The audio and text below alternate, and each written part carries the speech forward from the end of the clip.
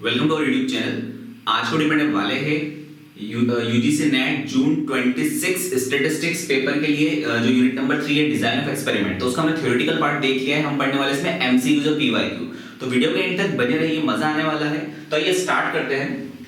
सबसे पहले हम देखेंगे यहाँ पे कि ये जो एमसीक्यूज है यहाँ पे 50 प्लस एमसीक्यू और डिजाइन ऑफ एक्सपेरिमेंट वाले टॉपिक पे इसमें दो पार्ट है, सैंपलिंग और डिजाइन ऑफ एक्सपेरिमेंट। तो पहले हमने डिजाइन ऑफ एक्सपेरिमेंट की थ्योरी का कंप्लीट रिवीजन किया था और अब क्या करेंगे हम इसके एमसीक्यू सॉल्व कैसे करना वो देख रहे हैं। ठीक है, नेक्स्ट वीडियो में हम देखेंगे सैंपलिंग के बारे में।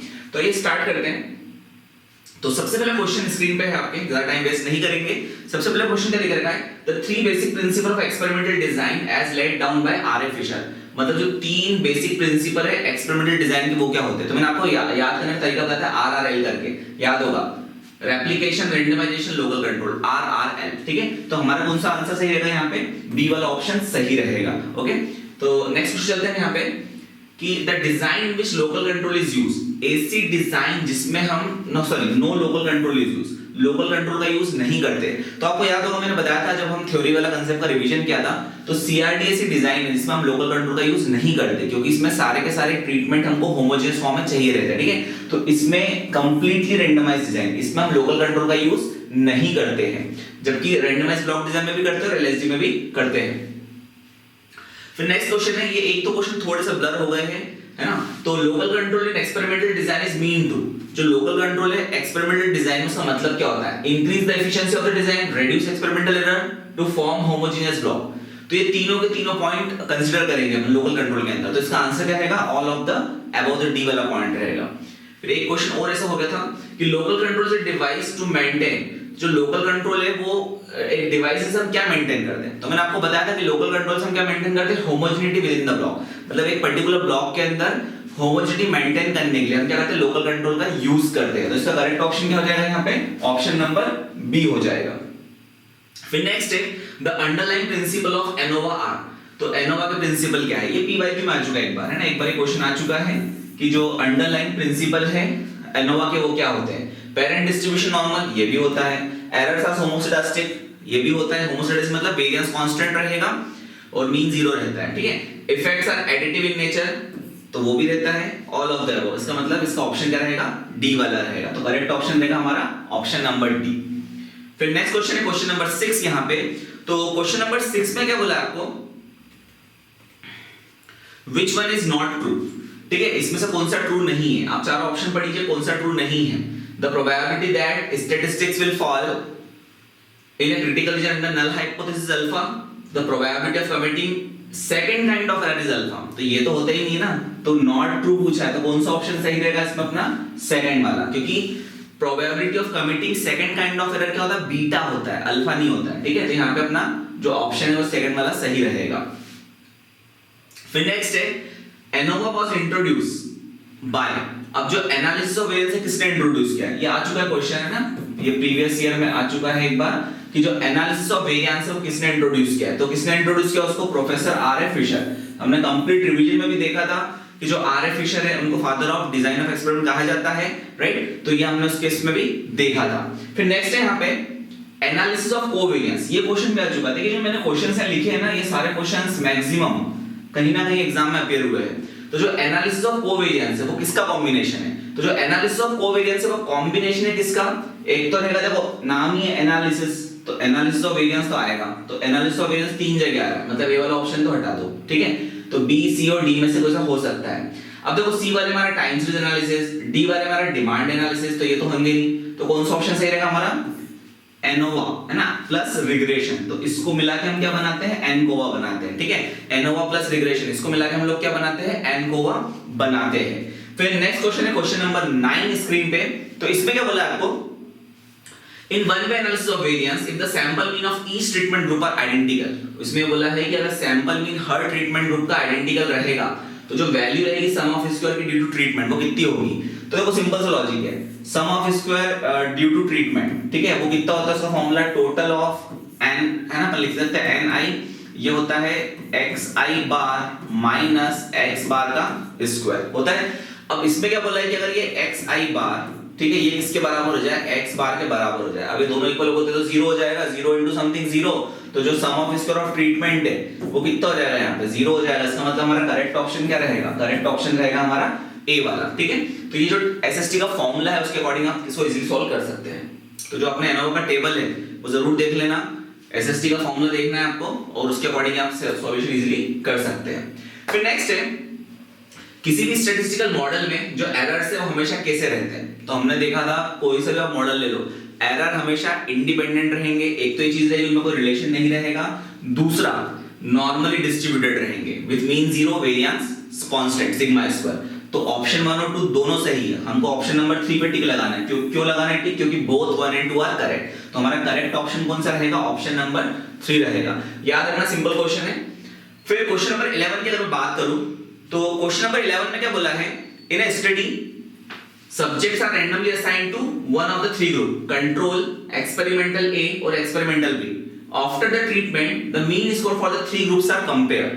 The appropriate statistical test for comparing this mean is, आपको तीन ग्रुप का मीन कंपेयर करना है। सिंपल सा लॉजिक है, तीन ग्रुप का मीन अगर हमें कंपेयर करना है तो हम किसका यूज करते हैं, वहां पे एनोवा का यूज करते हैं, क्योंकि एनोवा यूज होता है कंपेयरिंग द मीन ऑफ 3 और मोर ग्रुप। तो करेक्ट आंसर करेगा हमारा यहाँ पे एनोवा रहेगा, राइट। टी टेस्ट में दो ग्रुप का मीन कंपेयर करते हैं, chi-square टेस्ट में हम फ्रीक्वेंसी कंपेयर करेंगे, और कोरिलेशन में हम रिलेशनशिप फाइंड करते हैं दो वेरिएबल के बीच में।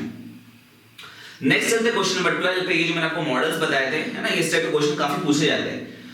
तो क्या बोला है, in a randomised block design the model is. अब देखो रैंडमाइज्ड ब्लॉक डिजाइन है तो इसमें ट्रीटमेंट भी आते हैं और ब्लॉक भी आते हैं। तो आप खुद देख सकते हो मॉडल कौन सा रहेगा। मैंने आपको ट्रिक बताई थी वहां पे जब हमने कंप्लीट रिवीजन किया था। रैंडमाइज्ड ब्लॉक डिजाइन में ट्रीटमेंट भी आते हैं, ब्लॉक भी आता है, एरर भी आता है, कांस्टेंट टर्म भी आती है। तो हमारा जो करेक्ट आंसर है वो कौन सा हो जाएगा, यहाँ पे डी वाला हो जाएगा, mu plus tau i plus beta j plus epsilon i j. Tau i treatment, B i block और म्यू कांस्टेंट रहेगा, ई आई जे क्या रहेगा, मेरा एरर रहेगा। ठीक है, अगर ये सीआरडी पूछते तो मॉडल नंबर 1 हम सिलेक्ट करते हैं, क्योंकि सीआरडी में केवल ट्रीटमेंट आता है। ठीक है, तो अपन देखते हैं आगे। In a fixed effect model, question number 13 next बोला है। तो in a fixed effect model the expected mean square of treatment and expected mean square of error r क्या होगा। तो देखो सिंपल सा लॉजिक है, expected mean square of, अगर मैं बात करूंगा एरर का, तो expected mean square of error हमेशा सिग्मा स्क्वायर रहता है। अब सिग्मा स्क्वायर कितनी बार आ रहा है, देखो तो ऑप्शन ए में आ रहा है, ऑप्शन नंबर सी में भी आ रहा है, और ऑप्शन नंबर बस सी में आ रहा है। तो इसका मतलब ये क्लिक हो गया कि भैया ए और सी में से मुझे एक सिलेक्ट करना है। ठीक है, ए और सी में से एक ऑप्शन सिलेक्ट करने का है। अब देखो नेक्स्ट क्या बोला है कि फिक्स्ड इफेक्ट मॉडल में क्या होता है, expected mean square of error, sorry expected mean square of treatment क्या होता है। तो यहाँ पे क्या होगा फॉर्मूला, सिग्मा स्क्वायर प्लस, यहाँ आपको फॉर्मूला होगा फिक्स्ड इफेक्ट के लिए, r into total of tau I square divide by k minus 1। तो मेरा जो करेक्ट ऑप्शन है क्या रहेगा, ऑप्शन नंबर ए मेरा क्या रहेगा यहाँ पे करेक्ट रहेगा। ओके, फिर नेक्स्ट यहाँ पे the null hypothesis in one way ANOVA with fixed effect model क्या होती है। अगर मैं फिक्स्ड इफेक्ट मॉडल की बात कर रहा हूं तो जितने भी ट्रीटमेंट है सारे के सारे कैसे रहेंगे, एक जैसे रहेंगे। तो मेरा जो नल हाइपोथेसिस है वो कितना हो जाएगा यहाँ पे, tau 1 tau 2 up to tau के आर इक्वल। ओके, तो ये सेम अपना जो मीन के लिए होता है उसी तरीके से यहाँ पे डील करेंगे हम लोग। फिर नेक्स्ट क्वेश्चन है, अब मुझे लगता है ये इसका आंसर आप सभी लोग बता सकते हैं, क्वेश्चन नंबर 15 का, कि in a completely randomised design the model is. तो सीआरडी के अंदर जो मॉडल है वो क्या रहता है। तो सीआरडी में मैंने आपको बताया था ट्रिक कि सीआरडी में केवल ट्रीटमेंट रहता है। तो इसमें मॉडल कौन सा, करेक्ट आंसर कौन सा रहेगा, मेरा ऑप्शन नंबर बी मेरा क्या रहेगा यहाँ पे करेक्ट रहेगा, mu plus tau i plus epsilon i जे। फिर नेक्स्ट चलते अपन क्वेश्चन नंबर 16 में। ये आ चुका है पीवाईक्यू में, है ना, ये अच्छा क्वेश्चन है, काफी बार स्टैटिस्टिक्स एग्जाम में पूछा जाता है। क्या पूछा है, what is the number of basic principle of design of experiment. अब तो उसका आंसर सिंपल सा फाइंड कर सकते हो, which one is not used in CRD. दो क्वेश्चन पूछे कि कितने बेसिक प्रिंसिपल है डिजाइन ऑफ एक्सपेरिमेंट के। तो हमें पता है 3 होते हैं, आरआरएल है ना, रैंडमाइजेशन, रेप्लिकेशन और लोकल कंट्रोल। तो 3 होते हैं, मतलब ऑप्शन नंबर 3 और 4 में से एक सिलेक्ट करना है। फिर उसमें क्या बोला है, which one is not used in CRD. तो मैंने आपको बताया था सीआरडी में लोकल कंट्रोल का यूज नहीं होता है। तो मेरा करेक्ट ऑप्शन कौन सा रहेगा, ऑप्शन नंबर 4। 3 बेसिक प्रिंसिपल है डिजाइन के और लोकल कंट्रोल सीआरडी में यूज नहीं होता है। तो ऑप्शन नंबर 4 सही रहेगा। 1 और 2 को देखना ही नहीं हम लोगों को, ठीक है, क्योंकि 3 बेसिक प्रिंसिपल होते हैं। तो 3 और 4 में से एक होगा। फिर नेक्स्ट बोला है in a 5x5 Latin square with one missing value the total of row, column and treatment containing the missing value are 25, 40, 35 respectively. Okay, और आपको क्या बोला, जो ग्रैंड टोटल है, ग्रैंड टोटल कितना दे दिया है, all available observation is 100. The estimate of missing value is, तो आपको मिसिंग वैल्यू का जो फॉर्मूला है वो याद रखना रहेगा। तो मिसिंग वैल्यू का जो फॉर्मूला तो कितना होता है यहाँ पे, न्यू इक्वल्स टू यहाँ पे हो जाएगा रो टोटल प्लस अपना हो जाएगा यहाँ पे column total plus treatment total minus 2 times grand total होगा, और डिवाइड में क्या कर देंगे हम, न्यू माइनस 1 और न्यू माइनस 2, ठीक है, नंबर ऑफ ऑब्जर्वेशन माइनस 1 और into number of observation minus 2, ये मिसिंग वैल्यू का फॉर्मूला है। वैल्यू पुट अप कर दो। अब देखो यहाँ पे क्या क्या बोला है, रो कॉलम और treatment containing the missing value कितना देगा रखा आपको, ये रो के लिए दिया है, ये कॉलम के लिए और ये ट्रीटमेंट के लिए, ठीक है, रिस्पेक्टिवली। ग्रैंड टोटल कितना दिया, जी कितना दिया आपको, 100 दिया है, तो रख दो वैल्यू, यहाँ पे सॉल्व हो जाएगा क्वेश्चन हमारे, ठीक है। और कितने ऑब्जर्वेशन है, लैटिन स्क्वायर का डिजाइन कितना है, 5/5 है, तो न्यू कितना हो जाएगा यहाँ पे 5 हो जाएगा, ठीक। तो यहाँ पे वैल्यू पुट अप करेंगे, न्यू होगा 5, रो कितना है यहाँ पे 25, कॉलम कितना है 40 और ट्रीटमेंट कितना आएगा यहाँ पे 35 माइनस 2 टाइम्स 100 हो जाएगा यहाँ पे, क्योंकि ग्रैंड टोटल 100 दे के रखा है, डिवाइड में 5 का 5 डिजाइन है, इसका मतलब क्या होगा यहाँ पे, ये होगा 5 माइनस 1 मल्टीप्लाइड बाय ये हो जाएगा 5 माइनस 2। तो जब मैं इसको सॉल्व करूंगा तो देखो 25 प्लस 40 प्लस 35 करना, तो 35 और 25 जब मैं करूंगा तो ये कितना हो जाएगा 30 और 30 60 और ये हो जाएगा अपना 40 100 इंटू 5 करेंगे तो 500 में से 200 गए, तो न्यूमरेटर में कितना बचेगा 300, डिनोमिनेटर में कितना आएगा 5 माइनस 1 4 होता है, 5 माइनस 2 3 होता है, तो 4 इंटू 3 12, तो 300/12 इसका ऑप्शन आएगा। और जब मैं 300 को डिवाइड करूंगा 12 से तो कितना आ जाएगा, ये आ जाएगा यहाँ पे 25, तो करेक्ट ऑप्शन क्या रहेगा यहाँ पे 25। इस टाइप के क्वेश्चन काफी आते हैं, तो मिसिंग वैल्यू का फॉर्मूला याद रखना है ना, इस टाइप के क्वेश्चन काफी पूछे जाते हैं, मिसिंग वैल्यू का फॉर्मूला याद रखना, इसको अदर वे में पूछ सकते हैं आपसे कि मिसिंग वैल्यू क्या होती है, एलएसडी में उसका फॉर्मूला क्या होता है, तो याद रखना पड़ेगा आपको ये फॉर्मूला, ठीक है। फिर नेक्स्ट अपना क्वेश्चन नंबर 18। अब देखो उसमें क्या बोला है, in a missing plot in a randomised block design the missing value is estimated by, इस टाइप से मैं बोला था क्वेश्चन आ सकता है कि जो मिसिंग वैल्यू कैसे एस्टिमेट होती है। तो देखो यहाँ पे जो पहला ऑप्शन है वही सही है, क्योंकि जो मिसिंग वैल्यू का फॉर्मूला होता है आरबीडी के अंदर वो क्या होता है, k time b plus r time b minus grand total divide by k minus 1 into r minus 1, यहाँ पे सबका मतलब यहाँ पे लिखा हुआ है। तो इस टाइप से अपना आरबीडी और एलएसडी दोनों के क्वेश्चन पूछ सकते हैं। फिर नेक्स्ट क्वेश्चन है यहाँ पे कि एलएसडी में विद वन मिसिंग वैल्यू, अगर एलएसडी में मैं एक मिसिंग वैल्यू के साथ बात करूं तो जो standard error of difference between two treatment mean है वो इंक्रीज होगा, तो जो डिग्री ऑफ फ्रीडम है फॉर एरर की वो कितनी हो जाएगी। तो उसने ये बोला है जो standard error of difference between two treatment mean है वो क्या हो रहा है यहाँ पे इंक्रीज हो रहा है, और कितने ऑब्जर्वेशन मिसिंग है, 1 ऑब्जर्वेशन मिसिंग है। तो ये सिंपल सा लॉजिक है, जो भी नोटेशन है उसके अकॉर्डिंग चलना है।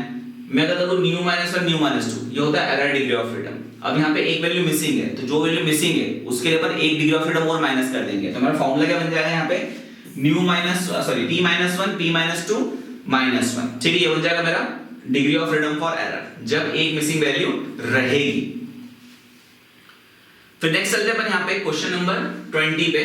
तो क्वेश्चन नंबर 20 में क्या बोला है, एक डिजाइन दे दिया आपको, मीट द रिक्वायरमेंट ऑफ, ये डिजाइन किसकी रिक्वायरमेंट को मीट करता है। तो देखो ये ध्यान रखना, ये ब्लॉक 1 है, ये आपका ब्लॉक 2 है, ये आपका ब्लॉक 3 है और ये आपका क्या है ब्लॉक 4 है, ठीक है। अब देखो ब्लॉक 1 में क्या हो रहा है, अगर मैं बात करूं तो जो कॉलम 1 है ब्लॉक 1 है उसमें A है, यहाँ पर रैंडमाइज तरीके से डिजाइन अपनी सारे ट्रीटमेंट नहीं आ रहे, रैंडमाइज डिजाइन में आते हैं सारे ट्रीटमेंट रैंडमाइज तरीके से, एलएसडी में भी नहीं आ रहे यहाँ पे, क्योंकि एलएसडी में क्या होता है एक ट्रीटमेंट एक रो में केवल एक ही बार आएगा, एक कॉलम में केवल एक ही बार आएगा, तो ना तो आरबीडी हो रहा है ना एलएसडी हो रहा है, तो ये कौन सा जाएगा मेरा सीआरडी, कंप्लीटली रैंडमाइज्ड डिजाइन होगा। क्यों होगा, क्योंकि जो ट्रीटमेंट है वो रैंडमली असाइन हुआ है, ठीक है, कंप्लीटली रैंडमली असाइन हुआ है, ठीक है, नो रो और कॉलम रिस्ट्रिक्शन, यहाँ पे ना तो कोई कॉलम का रिस्ट्रिक्शन है ना रो का रिस्ट्रिक्शन है, जैसे आरबीडी और एलएसडी में होता है। तो अपना करेक्ट ऑप्शन क्या हो जाएगा यहाँ पे completely randomised design. Question number 21 क्या दिया है, if the entries in the row of LSD are same as its column then the LSD is called। तो अगर रो और कॉलम की एंट्री सेम रहेगी, आइडेंटिकल रहेगी, तो उसको बोलेंगे हम सेल्फ कॉन्जुगेट, अगर चेंज होगा तो उसको बोलेंगे कॉन्जुगेट। तो हमारे आंसर में क्या आएगा यहाँ पे करेक्ट आंसर सेल्फ कॉन्जुगेट, ठीक है, ये ध्यान रखना है आपको, इंपॉर्टेंट क्वेश्चन है वाला। फिर नेक्स्ट है क्वेश्चन नंबर 22। सो लैटिन स्क्वायर डिजाइन कंट्रोल, जो एलएसडी डिजाइन है वो क्या कंट्रोल करती है, कितना वेरिएशन कंट्रोल करती है, 2 वे वेरिएशन, 3 वे वेरिएशन, मल्टी वे वेरिएशन और नो वेरिएशन। तो सबसे पहले ध्यान रखना है कि जो LSD है वो टू वे वेरिएशन कंट्रोल करती है। कैसे कंट्रोल करती है? रो वाइज, और एक और क्या होता है अपना यहाँ पे कॉलम वाइज। तो LSD design two way variation control करती है, CRD नो रिस्ट्रिक्शन रहता है, और अपना जो RBD रहता है वो वन वे वेरिएशन कंट्रोल करती है ब्लॉकिंग के थ्रू। ठीक है, तो आएगा क्वेश्चन तो मैं बताऊंगा आपको आगे। द लेआउट, अब आपको लेआउट दे दिया, स्टैंड फॉर, ये किसके लिए स्टैंड कर रहा है? तो यही अपना वापस से ब्लॉक 1 हो गया, ब्लॉक 2 हो गया, ब्लॉक 3 हो गया और ब्लॉक 4 हो गया। पहले LSD को देख लो कि हर रो में ट्रीटमेंट केवल एक ही बार आना चाहिए, कॉलम में भी एक बार आना चाहिए। तो यहाँ पे तो ये पहले कॉलम पहली रो में 2 बार आ गया, तो LSD तो होगा नहीं। क्रॉस ओवर डिजाइन में नहीं है। RBD में क्या होता है कि जो ट्रीटमेंट है with in a block random तरीके से क्या होना चाहिए, डिस्ट्रीब्यूट होना चाहिए या असाइन होना चाहिए। तो ये देखिए यहाँ पे हर ब्लॉक में जो ट्रीटमेंट है रैंडम तरीके से असाइनमेंट हुआ है। ठीक है, कॉलम वाइज आप कितने भी ट्रीटमेंट ले सकते, सॉरी रो वाइज कितने भी ट्रीटमेंट आ सकते हैं, कोई दिक्कत नहीं है, रिस्ट्रिक्शन केवल ब्लॉक वाइज लगेगा यहाँ पे। तो इसका करेक्ट आंसर क्या रहेगा इस लेआउट का? Randomised block design.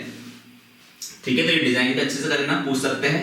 अभी आपको मैंने बता दिया वाला क्वेश्चन नंबर 24 में कि जो रैंडमाइज्ड ब्लॉक डिजाइन है इज उसमें कितने रिस्ट्रिक्शन होते हैं? तो वो सिंपल सा लॉजिक है, रैंडमाइज्ड ब्लॉक डिजाइन में क्या होता है, केवल वन रिस्ट्रिक्शनल डिजाइन। ये PYQ में आया हुआ है ऐसा क्वेश्चन। अब आप बोलोगे इतना इजी क्वेश्चन आ गया, आते कभी इजी क्वेश्चन पूछते हैं कि रैंडमाइज्ड ब्लॉक डिजाइन कैसा है? अपना वन रिस्ट्रिक्शनल डिजाइन है। क्या करता है ये? With in a block treatment किस तरीके से असाइन हुआ है उसको ये क्या करता है, रिस्ट्रिक्शन करता है। ठीक है, टू रिस्ट्रिक्शन की बात करूंगा तो LSD रहेगा, और नो रिस्ट्रिक्शन की बात करूंगा तो CRD डिजाइन रहेगा। आप क्वेश्चन तीन तरीके अलग अलग बन सकते हैं। ठीक है, फिर नेक्स्ट अपना यहाँ पे क्वेश्चन नंबर 25। तो इसमें क्या बोला है, in a fixed effect model the conclusion about the test of hypothesis regarding the parameter will be, है ना। अगर मैं टेस्ट ऑफ हाइपोथेसिस की बात करूंगा तो जो पैरामीटर है उस पर अपन क्या कंक्लूजन लगाएंगे? तो क्या लिखा है, अप्लाई ओनली टू के treatment, consider the treatment, will be valid for all treatment whether included in the experiment or not, be valid for only treatment which are not included in the experiment or none of the above। तो भैया क्या बोला था, conclusion about the test of hypothesis regarding the parameter will be। तो हमारा correct option क्या रहेगा, apply only to the K treatment consider in the experiment। मतलब जो ट्रीटमेंट में एक्सपेरिमेंट में कंसीडर करूंगा उसी का कंक्लूजन में टेस्ट ऑफ हाइपोथेसिस में लूंगा in the fixed effect model के अंदर। राइट, ये है मेरा क्वेश्चन नंबर 25। नेक्स्ट चलते हैं क्वेश्चन नंबर 26 पे। इस टाइप के क्वेश्चन भी काफी बार पूछे जाते हैं, अच्छा क्वेश्चन है। आपको एनोवा टेबल दे दिया है, ठीक है, CRD का फिक्स्ड इफेक्ट मॉडल में, और आपको क्या बोल दिया, सोर्स ऑफ वेरिएशन है, ट्रीटमेंट और एरर, डिग्री ऑफ फ्रीडम दे दी है, टोटल की दे दी है, सम ऑफ स्क्वायर दिया, मीन सम ऑफ स्क्वायर दिया, कुछ मिसिंग है, F निकालना है। तो सिंपल सी बात है, टोटल में से अगर मैं ट्रीटमेंट की डिग्री ऑफ फ्रीडम माइनस करूंगा तो मुझे एरर की डिग्री ऑफ फ्रीडम मिलेगी। तो क्या होगा यहाँ पे 18 - 4, ये हो जाएगा मेरा 14। ठीक है, अब मुझे इसका मीन सम स्क्वायर निकालना है एरर का। कैसे निकालोगे कि सम ऑफ स्क्वायर को डिवाइड कर दो डिग्री ऑफ फ्रीडम से, तो 28/14 कितना रहेगा, ये 2 हो जाएगा। ठीक है, सम ऑफ स्क्वायर को डिवाइड कर दो degree of freedom of error से, तो ये रहेगा 2। वैसे ही यहाँ पे आपको सम ऑफ स्क्वायर की मीन सम ऑफ स्क्वायर देके रखा है तो कोई दिक्कत ही नहीं है। आपको अगर F निकालना है तो F का फॉर्मूला क्या होता है, mean sum of square of treatment divide by mean sum square of error. तो ट्रीटमेंट का मीन सम स्क्वायर 10 है, एरर का 2 हमने फाइंड कर लिया है, तो F कितना रहेगा यहाँ पे 5। आपको पूछिए F की वैल्यू, तो करेक्ट ऑप्शन का रहेगा मेरा D वाला 5। ठीक है, ये ध्यान रखना है। तो सिंपल सी ट्रिक है, इस तरीके से आप क्वेश्चन सॉल्व कर सकते हैं। फिर नेक्स्ट है क्वेश्चन नंबर 27 में। तो क्वेश्चन नंबर 27 में क्या बोला आपको, to compare the effect of 5 diet given to 25 cows of the same breed, same body weight, same location period, which of the following design is more suited. ध्यान रखना है, simple सा लॉजिक है, experimental जो यूनिट है वो कैसी यहाँ पे होमोजीनियस है। तो जब भी मेरी सारी की सारी एक्सपेरिमेंटल यूनिट होमोजीनियस रहेगी तो बेस्ट डिजाइन रहती है वहां पे CRD। तो मेरा करेक्ट ऑप्शन क्या रहेगा यहाँ पे, कंप्लीटली रैंडमाइज्ड डिजाइन रहेगा। क्यों रहेगा, क्योंकि यहाँ पे जो भी एक्सपेरिमेंटल यूनिट है वो कैसी है, यहाँ पे होमोजीनियस है। Right, next question 28। इसमें क्या बोला है, अगर आपको प्रॉपर्टी पता होगी RBD की तो आप इजीली सॉल्व कर लोगे, बहुत सिंपल सा क्वेश्चन है। ये क्वेश्चन भी PYQ में पूछा गया था एक बार। Which of the following statement is not true about the randomized block design? ठीक है, तो two way analysis of data, one way control of heterogeneity, balance design, number of treatment equals to number of block. तो simple सा बात है, अगर आपको property पता होगी RBD की, तो जो नंबर ऑफ ट्रीटमेंट है वो जरूरी नहीं है कि नंबर ऑफ ब्लॉक के बराबर हो। तो आपको क्या पूछा है, स्टेटमेंट इज नॉट ट्रू। तो कौन सा स्टेटमेंट ट्रू नहीं है इसमें, ए वाला स्टेटमेंट ट्रू नहीं रहेगा कि number of treatment, number of block बराबर नहीं होते हैं RBD डिजाइन में। फिर नेक्स्ट है ये क्वेश्चन, वेरी वेरी इंपॉर्टेंट है। इस टाइप के क्वेश्चन ये जो लिखा है यहाँ पे, ये काफी बार पूछा जाता है। ये क्वेश्चन भी आ चुका है एग्जाम में। इन ए 3x3 experimental using LSD the error degree of freedom will be, कि एरर डिग्री ऑफ फ्रीडम क्या होगा। अच्छा देखो, अगर आपको एरर डिग्री ऑफ फ्रीडम का फॉर्मूला नहीं पता है तो कैसे सॉल्व करोगे? तो सिंपल सी बात है, पहले मैं एक तरीके से बताऊं सिंपल तरीके से, कि जो एरर डिग्री ऑफ फ्रीडम होता है ना, एरर का डिग्री ऑफ फ्रीडम, उसका फॉर्मूला क्या होता है? उसका फॉर्मूला होता है, अपन ने देखा p-1 या p-2 लिख लो, या आप nu-1 nu-2 लिख लो, है ना। नोटेशन का फर्क नहीं पड़ता, हर बुक में अलग नोटेशन रहती है। तो यहाँ पे 3/3 डिजाइन है तो कितना होगा 3-1 और ये होगा 3-2, तो ये हो गया 1 और 2, तो 2 टाइम्स 1 करेगा तो 2 आ जाएगा। तो मेरा करेक्ट ऑप्शन क्या रहेगा यहाँ पे 2 रहेगा। एक तरीका तो ये होगा, सिंपल सा फॉर्मूला आते तो हो गया। फॉर्मूला नहीं आते तो क्या करोगे, 3/3 डिजाइन है तो रो कॉलम ट्रीटमेंट और यहाँ पे आ जाएगा एरर और एंड में आएगा टोटल, इनका डिग्री ऑफ फ्रीडम निकाल लो। तो कितनी रो है 3/3 है तो 3 रो रहेगी, तो डिग्री ऑफ फ्रीडम होगा 3-1 2, कॉलम भी 3 है 3-1 2, ट्रीटमेंट भी 3 है 3-1 2 होगा। अब टोटल कैसे निकालोगे, 3/3 है तो कितना हो जाएगा 9, तो टोटल का डिग्री ऑफ फ्रीडम कितना होगा 9-1 कितना हो जाएगा ये, सॉरी टोटल में कितना होगा यहाँ पे देखो 3/3 डिजाइन है तो 3 रो है 3 कॉलम है 3 ट्रीटमेंट, तो होता है n² - 1, ठीक है। तो n² - 1 करेंगे तो कितना हो जाएगा ये 3 का स्क्वायर 9, 9 - 1 तो कितना हो जाएगा ये 8 हो जाएगा। तो देखो यहाँ पे 2 2 2 ये हो गया 6 और ये 8, तो 8 - 6 करोगे तो वापस क्या आ जाएगा 2 आ जाएगा। तो जो मैंने फॉर्मूला बताया उससे भी आ रहा है और इस तरीके से भी बन सकता है, ठीक है। तो उसका करेक्ट आंसर क्या जाएगा अपने यहाँ पे 2 हो जाएगा। तो ये वाला क्वेश्चन जरूर करना, काफी बार पूछा जाता है, नंबर भी दे सकते हैं आपको, तो उसके अकॉर्डिंग भी कर सकते हो 5/5 4/4 सबके लिए।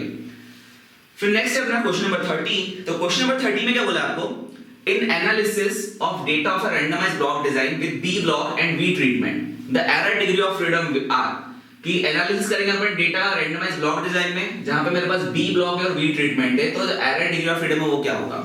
ब्लॉक दे के रखा है, ट्रीटमेंट दे के रखा है। अगर आपको पता होगा रैंडमाइज्ड डिजाइन में, रैंडमाइज्ड ब्लॉक डिजाइन में RBD, तो क्या होता है error degree of freedom b-1 times nu-1, ठीक है। ये ध्यान रखना है, ब्लॉक -1 ट्रीटमेंट -1 और उसका मल्टीप्लाई करने का है। फिर नेक्स्ट क्वेश्चन है, ये क्वेश्चन बहुत इंपॉर्टेंट है, ये आ चुका है PYQ में। क्वेश्चन काफी इजी है बट मैं आपको कंप्लीट वीडियो में बताया था, ये सेम क्वेश्चन आ चुका है। क्या लिखा है, for 2³ factorial experiment what does 2 and 3 represent here. तो देखो सिंपल सा लॉजिक है, मैंने आपको बताया था 2³ है, ठीक है। अगर 2³ की अगर मैं बात करूंगा तो यहाँ पे 2 और 3 का रिप्रेजेंट करते हैं। तो मैंने बताया था जो ऊपर पावर में रहता है वो क्या रहता है फैक्टर, तो 3 फैक्टर हो गए और 2 जो बेस में है वो क्या होता है लेवल होता है। ऐसे याद रखना है, पावर में फैक्टर बेस में लेवल, पावर में फैक्टर बेस में लेवल। तो देखो यहाँ पे क्या हो जाएगा 2 और 3 का रिप्रेजेंट कर रहा है, तो 2 तो मेरा बेस में आ रहा है तो ये हो गया लेवल हो गया, तो लेवल एक ही बार आ रहा है, यहाँ पे देखो 2 बार आ रहा है, नहीं एक ही बार आ रहा है, ठीक है। और 3 आ रहा है अपना पावर में, तो 3 क्या हो जाएगा मेरा फैक्टर। तो करेक्ट ऑप्शन क्या हो जाएगा इसका, ऑप्शन नंबर बी, ये क्या हो जाएगा मेरा करेक्ट हो जाएगा, ठीक है। ये अच्छा क्वेश्चन है, पूछा जा सकता है इस टाइप से। फिर नेक्स्ट बहुत ही interesting question, confounding in factorial experiment refers to. जो कंफाउंडिंग होती है फैक्टोरियल एक्सपेरिमेंट में क्या रेफर करती है, तो कंफाउंडिंग की डेफिनेशन पकड़ लो, सिंपल सा लॉजिक है कि कंफाउंडिंग क्या करते हैं हम, जो हायर डिग्री के इंटरेक्शन होते हैं उसकी कुछ इंफॉर्मेशन सैक्रिफाइस करते हैं by making them indistinguishable from the blocks। Confounding की डेफिनेशन है, तो ये बस लिखना है आपको। तो करेक्ट ऑप्शन क्या हो जाएगा मेरा, ऑप्शन नंबर बी यहाँ पे करेक्ट रहेगा।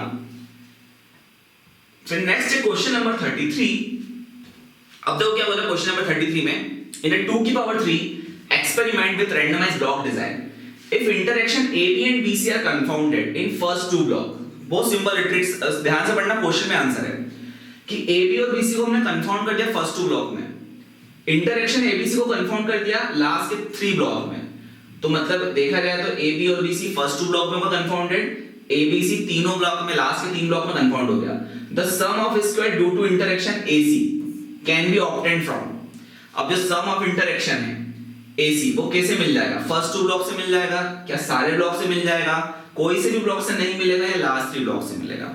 अब एक सिंपल सा लॉजिक है, जो AC है, जो इंटरेक्शन AC है वो कहीं भी कंफाउंडेड नहीं हो रहा है, ना तो फर्स्ट 2 ब्लॉक में हो रहा है ना तो लास्ट 3 ब्लॉक में हो रहा है। इसका मतलब उसकी इंफॉर्मेशन मुझे सारे के सारे ब्लॉक से मिल सकती है। तो मेरा करेक्ट ऑप्शन क्या हो जाएगा यहाँ पे, ऑल द ब्लॉक्स, ठीक है। जो करेक्ट ऑप्शन क्या रहेगा यहाँ पे, ऑल द ब्लॉक्स रहेगा, क्योंकि एसी कहीं भी कंफाउंड नहीं हुआ है। ओके, अब नेक्स्ट क्वेश्चन है यहाँ पे, गिवन ए 2 की power 4 factorial experiment in 2 block of 8 treatment each as follow. तो आपको ब्लॉक 1 ब्लॉक 2 दे दिया है। अब आपको बोला जो कंफाउंडेड इफेक्ट है इन द ब्लॉक, तो जो कंफाउंडेड इफेक्ट है इस ब्लॉक में वो क्या होगा। अब ये कैसे निकालेंगे, देखो 2 की पावर 4 है, 16 इंटरेक्शन है, ठीक है। अब मुझे कंफाउंडेड इफेक्ट निकालना है ब्लॉक में, कैसे निकालना है, या तो आप साइन मेथड का यूज कर लो कि प्लस साइन कहां पे आ रहा है, माइनस साइन कहां पे आ रहा है, उस तरीके से देख सकते हो। या आप क्या कर सकते हो कि 2 की पावर 4 डिजाइन है, तो मेरे पास क्या रहेंगे यहाँ पे 4 ट्रीटमेंट रहेंगे, मल्टीप्लाई करके अलग अलग ब्लॉक बना दो। तो मैं आपको जो मल्टीप्लाई वाला तरीका वो बताता हूँ कैसे करना है। देखो अपने को सपोज करो एसीडी निकालना फॉर एग्जांपल, ठीक है, एसीडी ये मेरा कंफाउंडेड इफेक्ट है मान लेते हैं। तो इसको कैसे लेंगे, 1/4, ठीक है। अब a आ रहा है यहाँ पे, तो अपन लिखेंगे a-1, b नहीं है यहाँ पे b+1, ओके। c आ रहा है c-1, d आ रहा है तो d-1, ठीक है। अब क्या करने का आपको यहाँ पे 1/4 इनका इंटू करो तो a इंटू b करा तो क्या हो जाएगा ab, a इंटू 1 करा तो प्लस का a, फिर -1 इंटू b करा तो माइनस का b, -1 इंटू +1 किया तो माइनस का 1, हो गई वैल्यू। अब a से ही इनका इंटू करेंगे हम, है ना। तो c इंटू d किया तो होगा cd, c इंटू -1 किया तो -c, -1 इंटू d किया तो -d, और -1 इंटू -1 किया तो प्लस का 1 आएगा। अब इन दोनों का इंटू कर दो, ठीक है। तो क्या होगा यहाँ पे 1/4। अब देखो ab का इंटू किया cd में, तो क्या हो जाएगा abcd, ओके। फिर ab का इंटू किया -c में, तो -abc, फिर ab का इंटू किया -d में, तो -abd, फिर ab का इंटू किया +1 में, तो प्लस का ab, हो गया। अब ऐसे a का इंटू करो सब में, तो a का इंटू किया cd में तो प्लस acd, फिर a का इंटू किया -c में, तो कितना होगा -ac, फिर a का इंटू किया -d में तो कितना होगा -ad, फिर a का इंटू किया +1 में तो प्लस का a हो जाएगा। अब ऐसे -b का इंटू किया तो हो गया -bcd, ठीक है। फिर -b का इंटू किसमें किया, प्लस -c में, तो +bc, -b का इंटू -d में किया तो +bd, और -b का इंटू +1 में किया तो -b। फिर ऐसे -1 का इंटू करेंगे तो साइन चेंज कर दो, तो ये हो जाएगा -cd + c + d और -1। अब क्या करना है, प्लस साइन वाले एक साथ लिख लो, माइनस साइन वाले एक साथ लिख लो। अब देखो प्लस साइन वाले है क्या क्या, तो आपको अपने आप समझ में आ जाएगा, है ना। इसको अपन अलग कलर से लिखते हैं, प्लस साइन वालों को थोड़ा सा हाईलाइट कर देते हैं। देखो प्लस साइन वाले एक तो ABCD है, फिर AB है, ACD है, फिर A है, फिर BC है, फिर BD है और C और D है। अब देखो ये यहाँ पे मिल रही है अपने को, चेक करो यार प्लस साइन वाले, देखो A मिल रहा है, ठीक है, A आ गया, और C भी मिल रहा है और D भी मिल रहा है, A C D AB भी आ रहा है प्लस में, ठीक है। तो ये ब्लॉक नंबर 2 में सारे प्लस साइन वाले आ रहे हैं, और ब्लॉक नंबर 1 भी चेक कर लो, सारे नेगेटिव साइन वाले आ रहे होंगे। देखो 1 नेगेटिव है, आ रहा है 1 ब्लॉक 1 में, फिर AC भी नेगेटिव होगा, देखो AC नेगेटिव है, AD नेगेटिव है। इसका मतलब जो कंफाउंडेड इफेक्ट है ब्लॉक में वो कौन सा है, अपना करेक्ट आंसर ACD है, ठीक है। तो आपको क्या करना पड़ेगा एग्जाम में, ऐसे चेक करना पड़ेगा कि AB के लिए है तो जो आएगा उसका माइनस साइन, जो नहीं है उसका प्लस साइन, मल्टीप्लाई करके चेक कर लो। एक कॉलम में लिखना प्लस, एक ब्लॉक में प्लस साइन वाले लिखना, एक ब्लॉक में माइनस वाले लिखना, ठीक है। तो चेक कर लेना आप इस तरीके से, ठीक है। ये क्वेश्चन इंपॉर्टेंट है, पूछा जाता है। फिर नेक्स्ट चलते हैं क्वेश्चन नंबर 35 पे।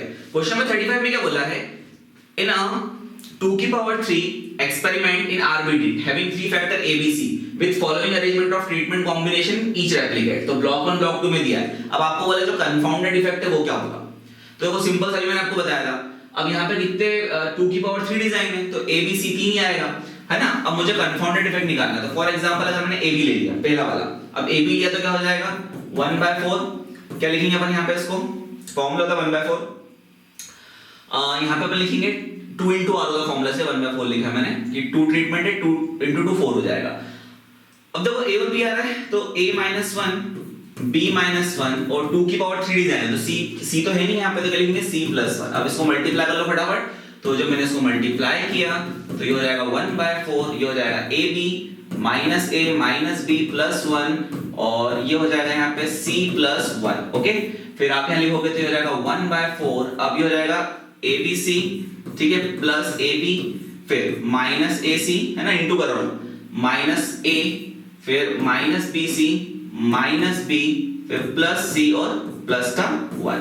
अब आप क्या करो, प्लस साइन वाले एक ब्लॉक में लिख लो, माइनस वाले एक ब्लॉक में। देखो प्लस वाले कौन कौन से है, ए बी सी है, ए बी है, प्लस साइन वाले लिख रहे हैं अपन, ठीक है। ए बी है और क्या है यहाँ पे, सी है और 1 है।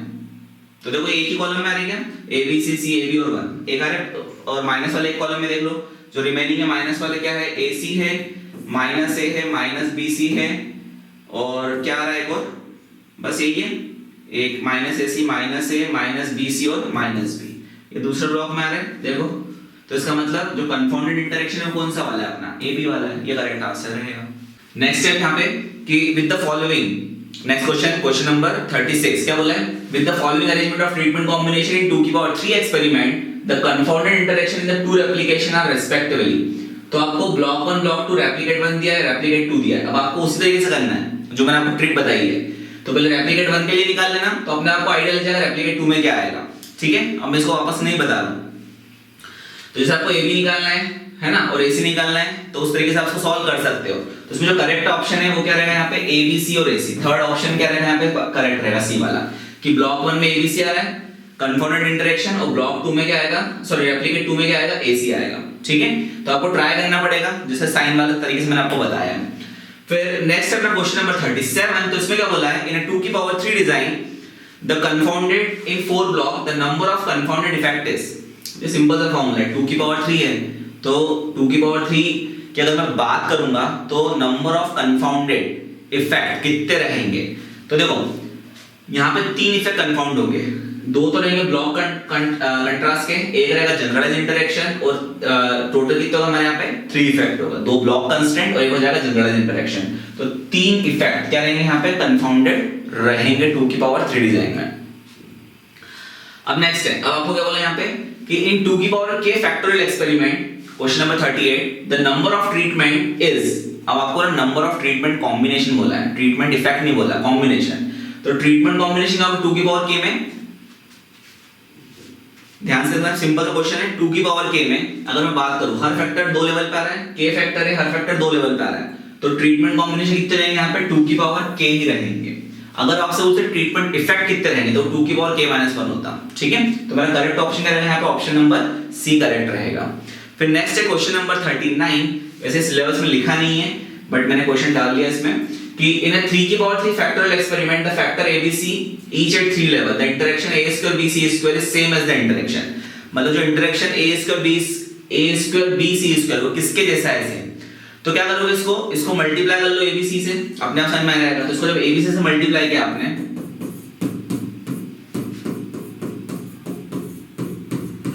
तो क्या हो जाएगा, देखो ये हो जाएगा a क्यूब, ठीक है, ये हो जाएगा a क्यूब, फिर हो जाएगा आपका ये b स्क्वायर, और ये हो जाएगा आपका c क्यूब, ठीक है। अब देखो जो a क्यूब है और c क्यूब है वो 1 हो जाएगा, तो a क्यूब c क्यूब 1 हो गया, तो इसका मतलब क्या बचेगा यहाँ पे, a b स्क्वायर c, ठीक है, a b स्क्वायर c।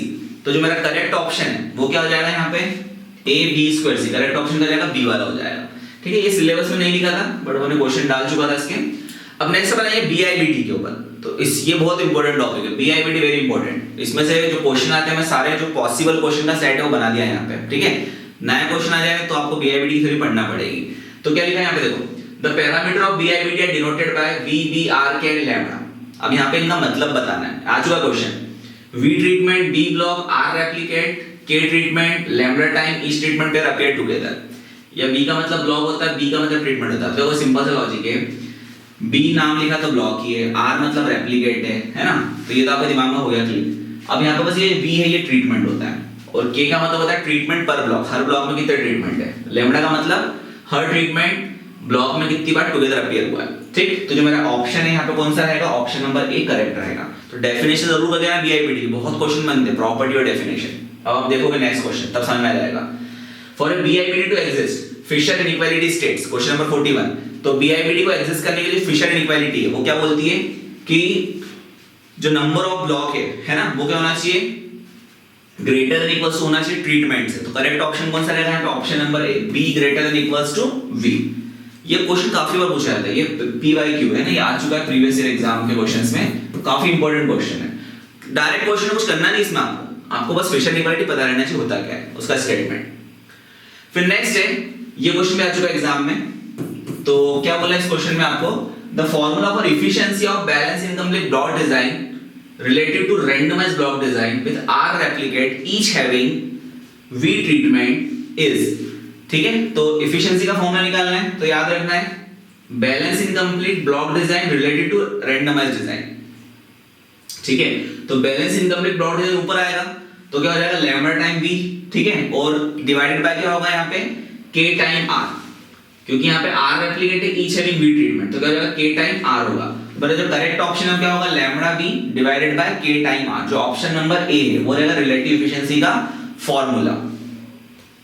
फिर नेक्स्ट है बहुत ही इंटरेस्टिंग क्वेश्चन, ये भी आ चुका है एग्जाम में, इंपॉर्टेंट आ चुका है ये। तो क्या बोला इस क्वेश्चन 43 में, in a symmetric BIBD design the number of treatment common between any two block is, अभी मैंने बताया था कि सिमेट्रिक BIBD में कि जो नंबर ऑफ ट्रीटमेंट है कॉमन रहेंगे दो ब्लॉक के अंदर, वो कितने रहेंगे लैम्बडा, ठीक है। अगर हमने देखा था तो ऑप्शन नंबर सी के रहेगा यहाँ पे करेक्ट रहेगा। फिर नेक्स्ट क्वेश्चन नंबर 44 में, अच्छा ये सब क्वेश्चन पूछ सकता है, ये भी PYQ में, ये भी आ चुका है एग्जाम में, दोनों क्वेश्चन एक साथ आ जाते हैं, इसके मतलब BIBD के 3 से 4 क्वेश्चन आए है ना एक बार एग्जाम में, तो ये ध्यान रखना किस टाइप से क्वेश्चन पूछ सकते हैं। तो क्या बोला है, अब बैलेंस इनकम्प्लीट ब्लॉक डिजाइन, अब देखो यहाँ पे चेंज कर दिया उसने, B को पहले लिखा फिर K फिर V फिर R और lambda has the following layout. तो जो बैलेंस इनकम्प्लीट ब्लॉक डिजाइन उसका फॉलोइंग लेआउट है। अब दिमाग लगाना, ब्लॉक कितने हैं, ब्लॉक देखो यहाँ पे ब्लॉक कितने हैं 6, तो ब्लॉक होगा 6 तो B कितना होगा 6, देख लो काउंट कर लो 1 2 3 4 5 6, ठीक है। ट्रीटमेंट, नंबर ऑफ ट्रीटमेंट को अपन क्या बोलते हैं V बोलते हैं, तो नंबर ऑफ ट्रीटमेंट कितने हैं यहाँ पे देख लो 4 है, तो V हो गया 4, मैं इसी ऑर्डर में लिख रहा हूँ, ठीक है, जो ऑर्डर दिया इसी ऑर्डर में लिख रहा हूँ। K का मतलब क्या होता है, K का मतलब मैंने आपको बताया था, K का मतलब ब्लॉक साइज होगा, ठीक है। तो हर ब्लॉक में कितने ट्रीटमेंट आ रहे हैं, देखो हर ब्लॉक में कितने ट्रीटमेंट आ रहे हैं, 2 ट्रीटमेंट, तो K का मतलब ब्लॉक साइज, तो हर ब्लॉक में 2 ट्रीटमेंट आ रहे हैं, ठीक है। फिर R आ गया, R का मतलब हर ट्रीटमेंट कितनी बार रेप्लिकेट हो रहा है, तो हर ट्रीटमेंट कितनी बार दिख रहा है आपको, देखो यहाँ पे ट्रीटमेंट 1 कितनी बार दिख रहा है 1 2 3 3 बार, 2 भी 3 बार, 3 भी 3 बार और 4 भी 3 बार दिख रहा है, तो रेप्लिकेट हो रहा है 3 टाइम।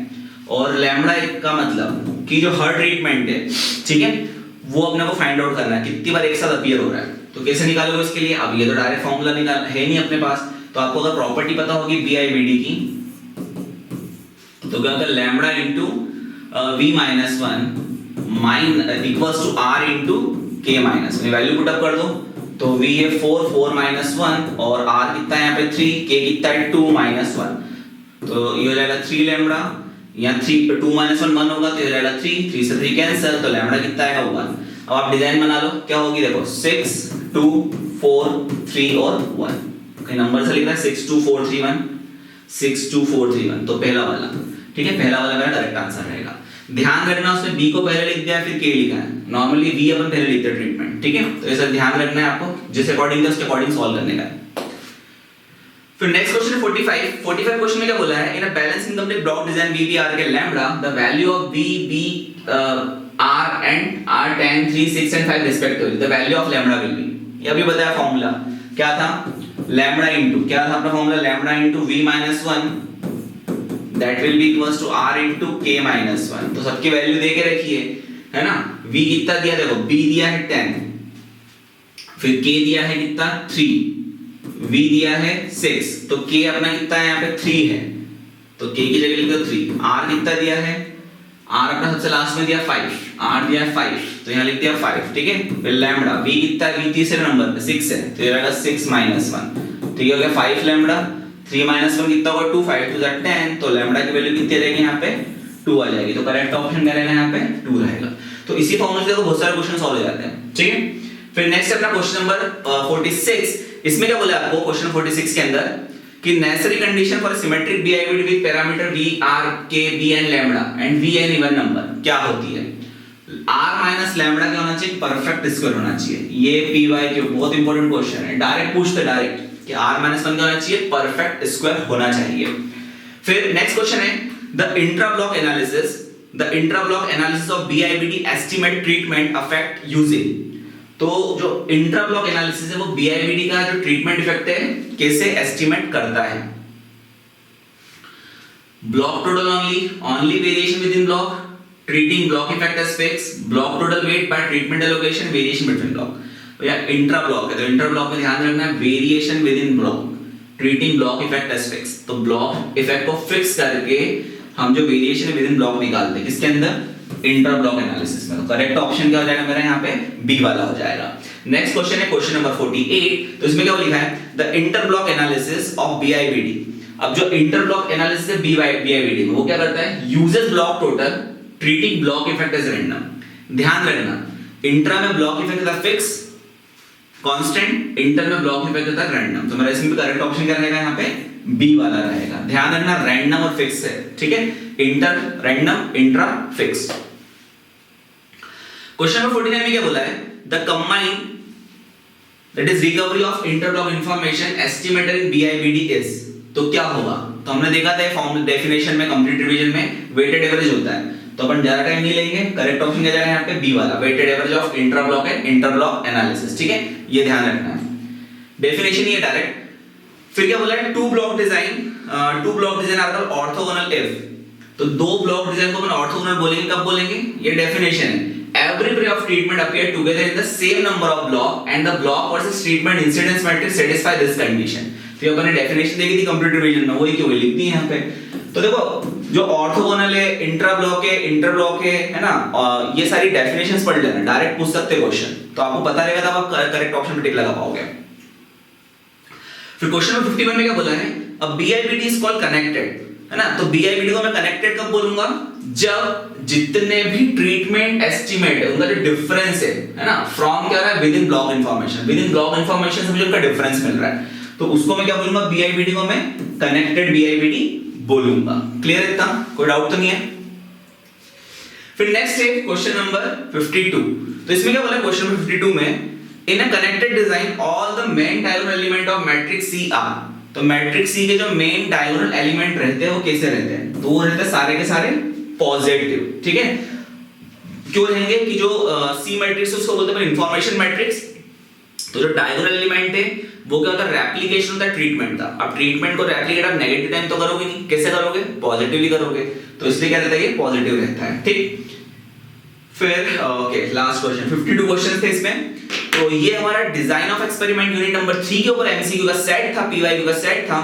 अगर आपको ये वीडियो अच्छा लगे तो चैनल को सब्सक्राइब करना ना भूलें, और साथ ही साथ अगर आपके जो डाउट है वो कमेंट में आप लिख सकते हैं। अगर आपको वीडियो अच्छा लगे तो तब भी कमेंट कीजिए, वीडियो बेकार लगे तब भी कमेंट कीजिए, दोनों में मेरे को कोई प्रॉब्लम नहीं है। तो मिलते हैं नेक्स्ट वीडियो में जिसमें पढ़ेंगे सैंपलिंग, थ्योरी का थ्योरेटिकल कांसेप्ट, कंप्लीट रिवीजन। जब तक के लिए टेक केयर, गुड बाय।